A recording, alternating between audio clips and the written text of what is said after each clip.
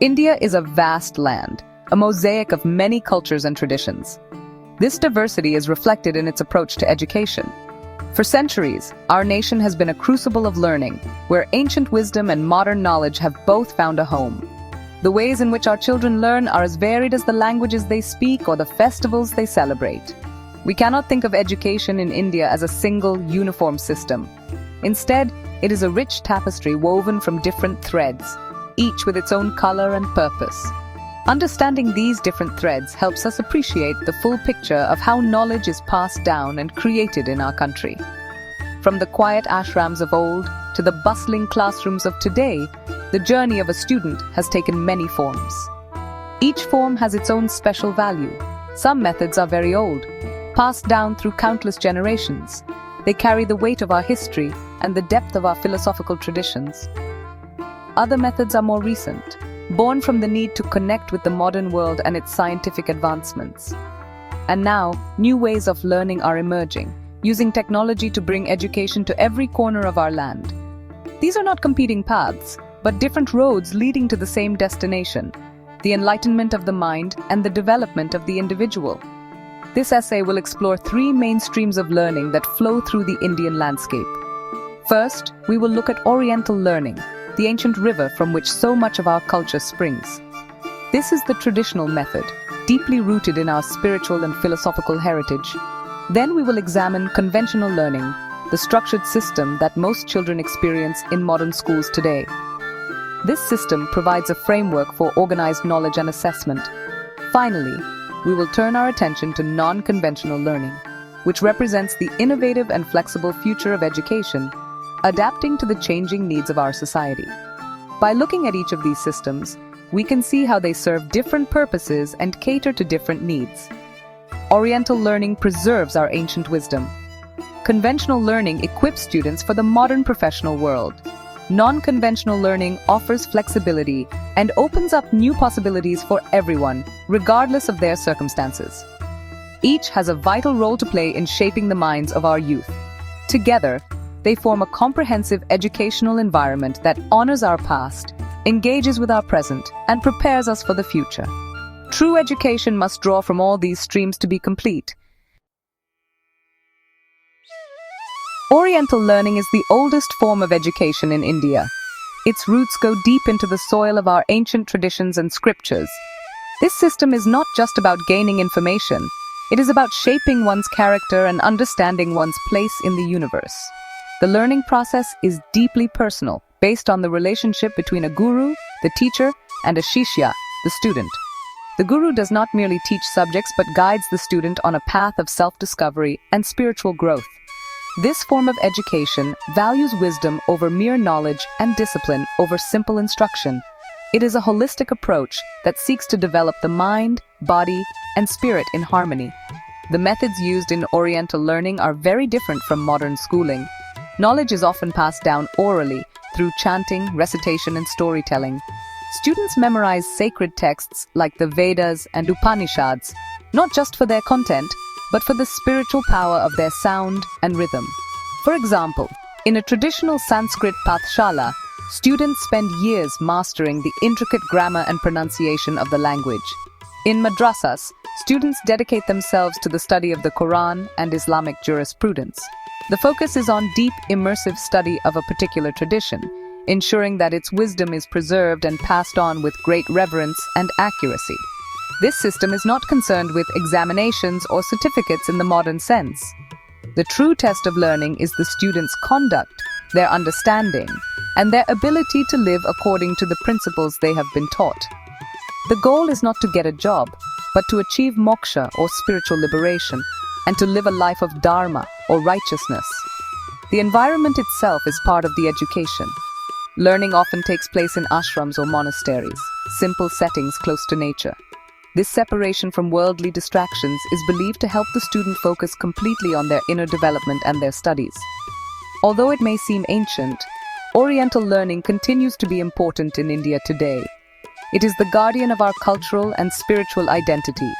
It keeps alive classical languages like Sanskrit, Pali, and Persian, which are the keys to understanding our vast literary and philosophical heritage.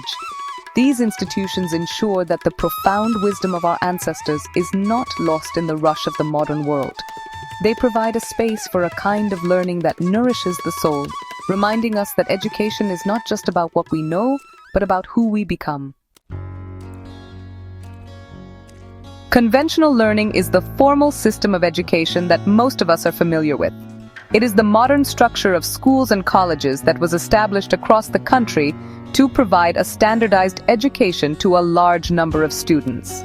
This system is organized around a fixed curriculum, with specific subjects to be studied at each level.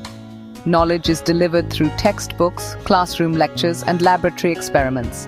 The primary goal of this system is to equip students with the knowledge and skills they need to participate in the modern economy and society. It is a systematic and structured path, with clear stages from primary school to university. In India, this conventional system is managed by various educational boards. The most prominent national boards are the Central Board of Secondary Education and the Council for the Indian School Certificate Examinations. These boards set the curriculum and conduct examinations for thousands of schools across the country, ensuring a uniform standard of education. Alongside these, each state has its own state board, which designs a curriculum that often includes regional history and language. This structure allows for both national unity and regional diversity in education, providing a common platform for students everywhere. A key feature of conventional learning is its emphasis on assessment through examinations. Students are tested at regular intervals through tests and final exams. Their performance is measured in marks and grades, which determine their progression to the next class or their eligibility for higher education. This method of evaluation aims to be objective and fair, providing a clear measure of a student's academic achievement. While this system has been criticized for encouraging rote learning, it provides a transparent and competitive framework that pushes students to master a wide range of subjects, from mathematics and science to history and literature. This system has been the backbone of India's progress for many decades. It has produced generations of doctors, engineers, scientists, and civil servants who have built our nation. It provides a shared educational experience for millions of children, giving them a common body of knowledge and a recognized qualification. While it may not have the spiritual depth of Oriental learning, its structure and scale are essential for a large and diverse country like India. It provides the necessary foundation of literacy, numeracy, and critical thinking that enables our citizens to engage with the complexities of the modern world. As the world changes, so too must our ways of learning. Non-conventional learning represents a move away from the rigid structures of the traditional classroom. It embraces new and creative methods to make education more accessible, flexible, and relevant to individual needs. This approach uses technology and innovative ideas to break down the barriers of time and place. It recognizes that learning is not something that happens only in a school building between certain hours. Instead, it can happen anywhere, at any time, and at any pace that suits the learner. This is a truly democratic approach to education. In India, non-conventional learning is taking many exciting forms. Online learning platforms have become incredibly popular, offering courses on everything from computer programming to classical music. These platforms allow a student in a small town to learn from the best teachers in the world. We also have the National Institute of Open Schooling, which provides an opportunity for students who cannot attend regular school to complete their education. Furthermore, skill-based programs like those offered by the Pradhan Mantri Kaushal Vikas Yojana focus on providing practical, job-oriented training, preparing our youth for specific trades and industries. When we compare these three systems, we see they are not rivals, but partners. Oriental learning is the soul, preserving our ancient wisdom and moral compass. Conventional learning is the body, providing the structure and knowledge needed to function in the modern world. Non-conventional learning is the spirit of innovation, adapting and expanding our reach to ensure no one is left behind. A student might learn values from the stories of the Panchatantra, study physics from a CBSE textbook, and take an online course in graphic design all at the same time. The true strength of India's educational future lies in our ability to integrate all three. We must not discard our ancient wisdom in our pursuit of modernity, nor should we let rigid structures stifle creativity and access. A holistic education for the Indian student must draw from all these streams. It should cultivate inner values, provide robust academic knowledge, and foster practical skills through flexible means. By embracing the diversity of our learning traditions, the ancient, the modern, and the innovative, we can empower every student to reach their fullest potential and contribute to the rich and ever-evolving story of our nation.